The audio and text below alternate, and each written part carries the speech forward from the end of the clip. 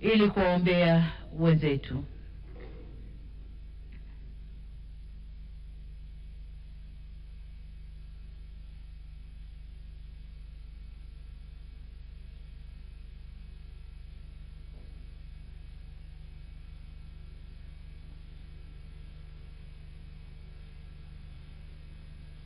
Waheshimiwa, tukae tumwombe Mwenyezi Mungu aziweke roho za waliopoteza maisha kwenye vurugu zilizotokea tarehe 29 siku ya uchaguzi hapa nchini kwetu.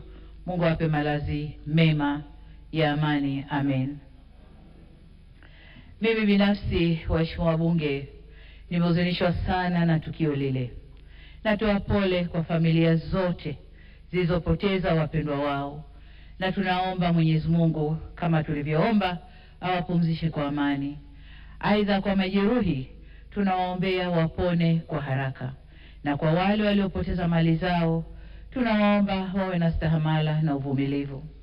Serikali imechukua hatua ya kuunda tume ya kuchunguza yaliyotokea, yani inquiry commission, ili tujue kiini cha tatizo. Taarifa hiyo itatuongoza kujielekeza kwenye mazungumzo ya kuleta maelewano na amani.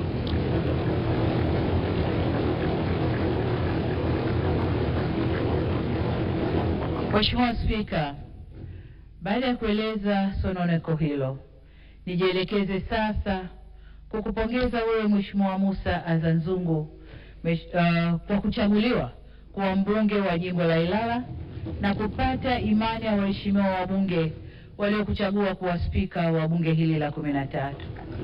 Ni imani yangu kwa uzoefu wako katika bunge hili utakuongoza kusimamia utekelezaji wa shughuli za bunge kwa ufanisi mkubwa.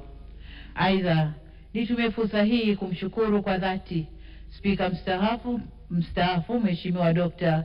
Tulia Ackson kwa kuliongoza vyema bunge la 12. Serikali inaahidi kutoa ushirikiano wa kutosha katika utekelezaji wa majukumu ya bunge hili la 13. Kwa kauli hiyo hiyo, nimpongeze pia Mheshimiwa Daniel Baran Silo kwa kuchaguliwa kuwa naibu spika wa bunge hili. Aidha, nirejee pongezi zangu kwa Mheshimiwa Dr. Mwigulu Nchemba, Waziri Mkuu wa Jamhuri ya Muungano wa Tanzania, ambaye ameapishwa leo asubuhi. Niwapongeze pia waheshimiwa wabunge wote kwa kuaminiwa na Watanzania kuwawakilisha katika kazi azimu ya kutunga sheria, kuishauri na kuisimamia serikali kupitia bunge hili la 13.